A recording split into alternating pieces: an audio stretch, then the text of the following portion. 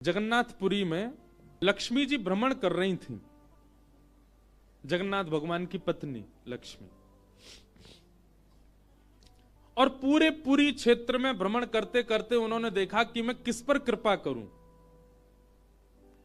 तो सबसे पहले लक्ष्मी जी गई अर्चकों के पास, जो जगन्नाथ जी को उठाते, सुलाते, खिलाते, नहलाते, भोजन प्रसाद कराते। बोले ये अर्चक हैं, पहले अर्चकों को देखें, इनके यहां किसी परिवार में अगर हमको कृपा करनी हो तो लक्ष्मी जी सब अर्चकों के घर में गई। देखा महाराज सूर्य उदय हो गया, ये तो अभी सो ही रहे हैं, ना आचार विचार शुद्ध, ना खान पान की शुद्धि। लक्ष्मी जी ने देखा महाराज सबरे पुजारी, अर्चक, साधक लेट लेट तक सो रहे हैं, ना आचार विचार शुद्ध, ना खान पान की शुद्धि, ना वस्त्रादि धुले हुए, एक ही वस्त्र हैं, 5-5 दिन तक उन्हीं को पहनने हैं। लक्ष्मी जी बोली ये मेरे रहने लायक स्थान नहीं है, इसको यहां नहीं आऊंगी मैं। और तभी लक्ष्मी जी ने आगे जाकर के देखा कि वह परिवार जिनको झाड़ू लगाने की सेवा थी, नाली आदि साफ करने की सेवा थी, जिनको मंदिर में प्रवेश तक नहीं करने दिया जाता, उनके घर में गोबर का चौका, सब ब्रह्म मुहूर्त में उठ गए हैं, तुलसी जी को जल दे रहे हैं, घर में बिल्कुल शुद्ध भोजन बन रहा है, आचार विचार की शुद्धि, हाथ स्वच्छ हैं, पैर बच, जन्म से उनकी जाति कहीं ऊंची नहीं है, लेकिन बाकी सब कुछ उनका स्वस्थ था, बिल्कुल शुद्ध था। लक्ष्मी जी की कृपा चाहते हैं ना, पवित्र रहना प्रारंभ कर दो। लक्ष्मी जी को पवित्रता बहुत प्रिय है। आपने आज जो वस्त्र पहने, कल अगर आपने पहन लिए, लक्ष्मी जी तुरंत चली जाएंगी। इतनी भी अपवित्रता लक्ष्मी जी को प्रिय नहीं है। लक्ष्मी जी बोली ये अच्छी है, इसके यहां मैं जाऊंगी। लक्ष्मी जी प्रत्यक्ष प्रकट हो गई उनके घर में जाकर के। अब वे तो बेचारे छोटे मोटे लोग, बेचारे ज्यादा धनवान तो थे नहीं। उन्होंने जब देखा कि अत्यंत गहने पहन रखे हैं, ऐसी मधुर सुगंधी आ रही है, रूप देख करके नेत्रों के पलक नहीं झपके जा रहे, सबने दंडवत प्रणाम किया। बोले आपका परिचय? बोले हम जगन्नाथ जी की गृहिणी हैं, साक्षात लक्ष्मी। वे सब घर के लोग, अरे हमारे घर का तो जल भी आपके स्पर्श योग्य नहीं है, हम तो ऐसे लोग हैं, हम तो नीचे लोग हैं। ये लक्ष्मी जी बोली ये सब बात नहीं करो, हम लोग ठाकुर जी ये सब विचार नहीं करते। तुम्हारा आचरण देखो कितना शुद्ध, तुम्हारे व्यवहार कितना शुद्ध, तुम्हारी बुद्धि कितनी शुद्ध है। और सुनो, चौकी लगाओ, जो भी घर में बना है प्रत्यक्ष थाल में पधराओ, हम तुम्हारे यहां प्रसाद पा करके जाएंगे। पूरा घर भाव विवल हो गया, सबके नेत्रों में आंसू, साक्षात लक्ष्मी जी आई हैं। सबने पवाया। लक्ष्मी जी प्रेम से प्रसाद पा रही थी, तभी जगन्नाथ जी के बगल में ही विराजती हैं सुभद्रा जी, सुभद्रा जी के बगल में विराजते हैं श्री बलराम जी।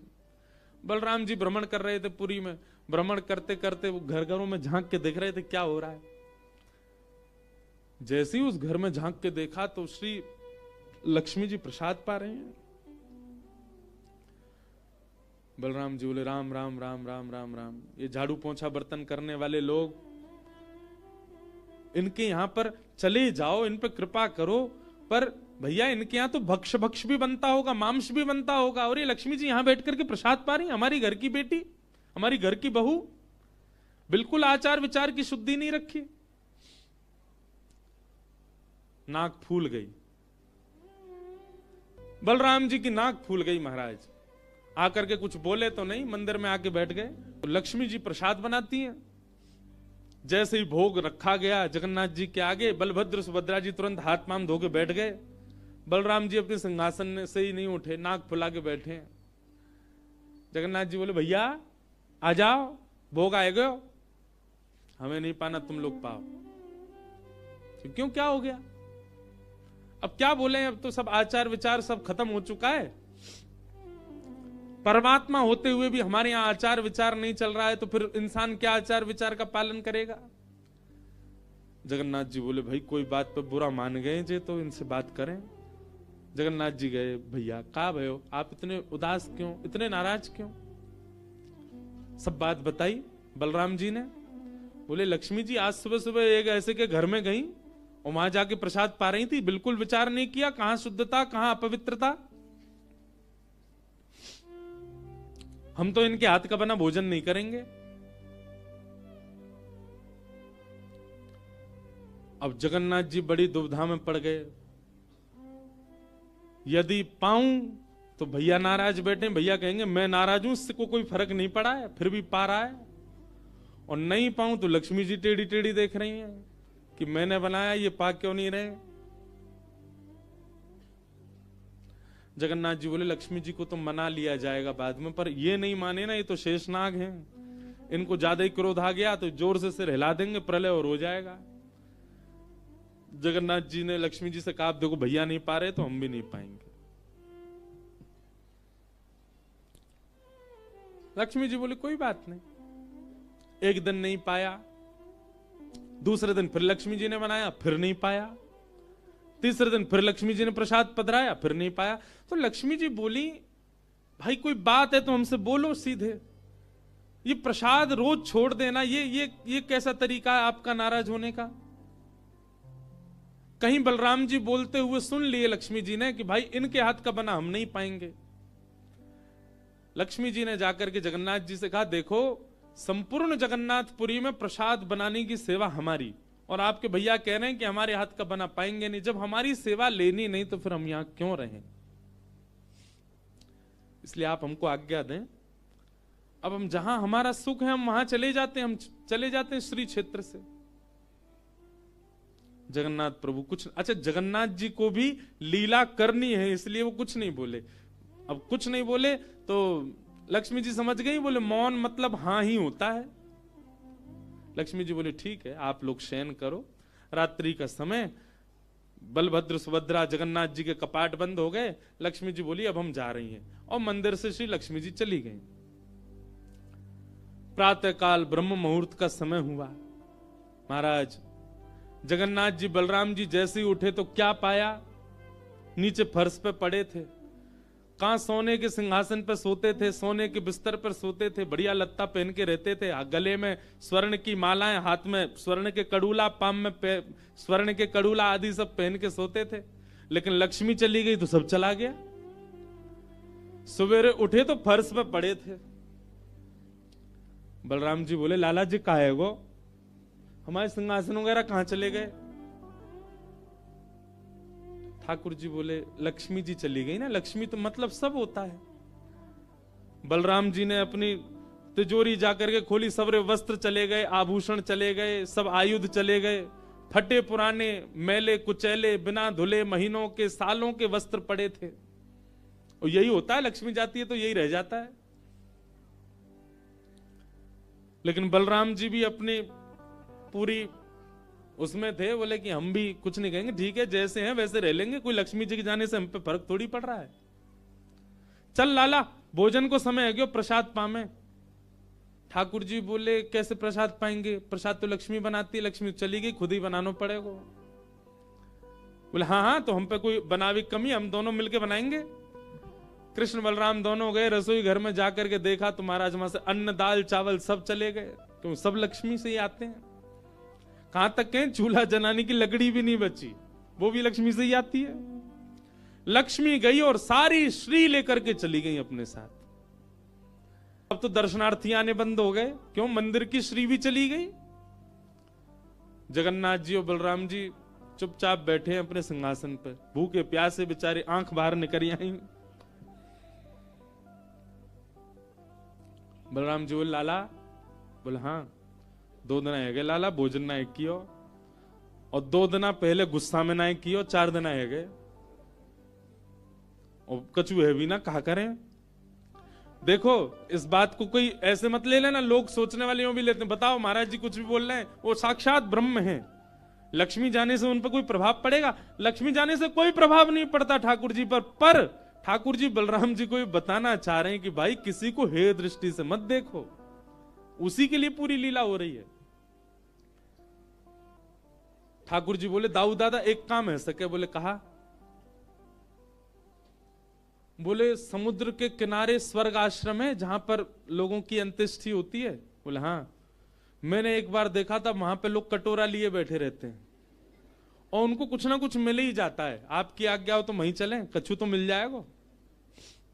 लाला पूरी दुनिया कहा कहेगी बताओ कृष्ण बलराम कहा कर रहे हैं ये। बोले ऐसे थोड़ी जाएंगे, रूप बदल के चलेंगे, कछु तो मिलेगा, पेट तो नहीं भरेगा हमारा। लक्ष्मी जी तो आएंगी नहीं, नाराज होकर चली गई। बलराम जी बोले हाँ हाँ जान दे, ये बहू के बड़े नखरे हैं, चली गई तो कहा हम का भूखे रहेंगे, चल लाला मेहनत करके उद्यम करके भिक्षा मांग के पालेंगे। और श्री कृष्ण बलराम दोनों छोटे से बालक का रूप धारण करके गए और स्वर्ग आश्रम के बाहर कटोरा लेके बैठ गए, कोई कुछ तो दे जाएगा। ठाकुर जी और बलराम जी अपनी झोली फैला के जय जगन्नाथ मैया तेरा भला हो, कुछ दो। और कोई कुछ नहीं थे। एक ने तो डांट दिया, बोले हे छोटे बालकों क्या करते हो, विद्यालय जाया करो, पढ़ाई लिखाई किया करो, क्या बचपन में आके बैठ गए हो यहाँ पे। बलराम जी बोले लाला ही तो बहुत डांट रही है। ठाकुर जी मनी मन कहें और कर लो अपमान लक्ष्मी जी का। इतने में ही एक महात्मा आए, उन पर धन तो था नहीं, उनके पास में बस मूड़ी थी, महात्मा जी के पास भेल थी, भेल। ठाकुर जी ऐसे झोली फैला के बैठे, बलराम जी भी। तो महात्मा जी ने क्या किया, ऐसे करके लो बच्चों, लो पालो, पेट भर लो। बलराम जी बोले लाला एक समय को भोजन तो मिल ही गयो। ठाकुर जी बलराम जी दोनों खुश हुए। लक्ष्मी जी ने दूर से देखा, ए पवन देव जोर से बहना प्रारंभ करो। ऐसी जोर की हवा चली महाराज, सबरी मूड़ी उड़ गई। बलराम जी और ठाकुर जी पीछे पीछे भागे, मूड़ी सबरी उड़ गई।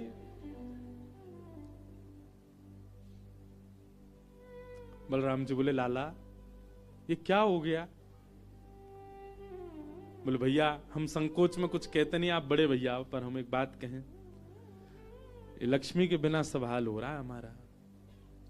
ठीक है बहू है, आपने समझा देते, आप भी बिल्कुल नाक फुला के बैठ गए, गुस्सा है के बैठ गए, चली गई बेचारी। यदि वे प्रसन्न हो जाए तो फिर सब ठीक है जाएगा। अरे ना बेटा कोई बात नहीं, हम तो क्षमा मांग लेंगे, तेने पहले क्यों ना कही मोते। ठाकुर जी बोले अब कोई बात नहीं, अब चलते हैं, ढूंढे उनको कहां है। पूरे पुरी में ढूंढा, कहां है लक्ष्मी जी। लक्ष्मी जी उसी कन्या के घर में थी, उसी घर में थी जहां देख करके बलराम जी को हीन भावना आ गई थी। बलराम जी लेके गए, लाला यही घर में बैठी जब मैंने देखी काई।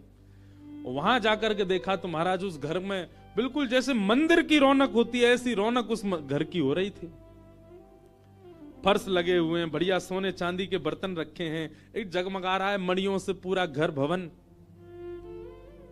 और बाहर बैठ करके उस महिला के जिसके ऊपर कृपा की थी लक्ष्मी, उसके बालक भर भर के सामग्री दे रहे हैं लोगों को, भोजन की सामग्री, वस्त्र ले जाओ, ये ले जाओ, कोई गरीब कन्या के लिए धन ले जाओ, राशि ले जाओ, सोने की मोहर ले जाओ। लक्ष्मी जी बैठी है घर में।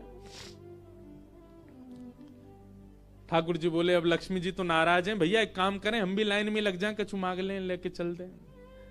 जैसे ही ठाकुर जी और बलराम जी लगे कतार में, भीतर से लक्ष्मी जी को देख के दया आ गई। मेरे प्राणनाथ ये चाहे तो सर्वसमर्थ हैं, परंतु बलराम जी को बताने के लिए पूरी लीला कर रहे हैं। लक्ष्मी जी तुरंत बाहर आई और दोनों को इशारा किया, आप लोग इधर आओ। बलराम जी बोले देख बहू तू नाराज मत हो, हम ते गलती है गई, और वैसे गलती तेरी भी कम नहीं, तो को नहीं जानो चाहिए ऐसी जगह। लक्ष्मी जी बोली दाऊ दादा ठाकुर जी के लिए सब अलाव है, हमारे लिए इतने बंधन। वे किसी भी भक्त पर कृपा करने जा सकते हैं, वहां पर जात पात नहीं देखी जाती, वहां पर यह नहीं देखा जाता कि भजने वाला कौन है, ब्राह्मण है, क्षत्रिय, वैश्य कौन है, सब पर वो अनुग्रह कर सकते हैं। तो फिर हमारे ऊपर इतनी रोक टोक क्यों। और किसी के जन्मगत व्यवहार से उसका पूरा जीवन नहीं आंकना चाहिए, उसके स्वभाव व्यवहार से देखना चाहिए कि वो है कैसा। कहां आप कहते हैं कि ब्राह्मण सर्वश्रेष्ठ, और वो देर देर तक सो के उठ रहे हैं, उनके यहां शुद्धि नहीं, वस्त्र 4-4 दिन तक पहन रहे हैं, एक महीना एक ही धोती में निकाल रहे हैं। आप कह रहे हैं कि वो श्रेष्ठ, और ये लोग जो इतनी पवित्रता का ध्यान रखते हैं, इन पर कृपा ना हो।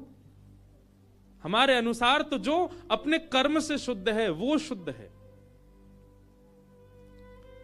बलराम जी और ठाकुर जी दोनों मान गए, जैसी आपकी इच्छा। बोले नहीं, आज के बाद हम आपसे एक नियम चाहते हैं। क्या?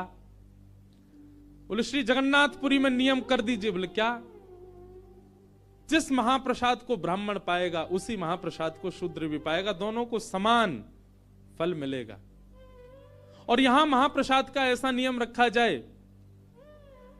कि अगर एक ही पत्तल में दोनों बैठ करके पालें तो दोनों को समान पुण्य प्राप्त होगा। महाप्रसाद पाते ही, अन्य तीर्थों में तो बहुत साधन करने पड़ेंगे, पर पुरी में आकर के कोई एक तिनका भी यदि महाप्रसाद का पाले तो उसको सर्व साधनों का फल प्राप्त हो जाए। और किसी भी प्रकार से यह ना देखा जाए कि कौन किस वर्ण का है, वो स्वभाव से शुद्ध होना चाहिए। हम सबको हृदय लगा में, अगर ये सब आपको मंजूर हो तो मैं राजी हूं। राजी हुए और तब से श्री जगन्नाथपुरी में ये सब नियम नष्ट कर दिए गए। महाप्रभु जी सबके लिए सुलभ हो गए।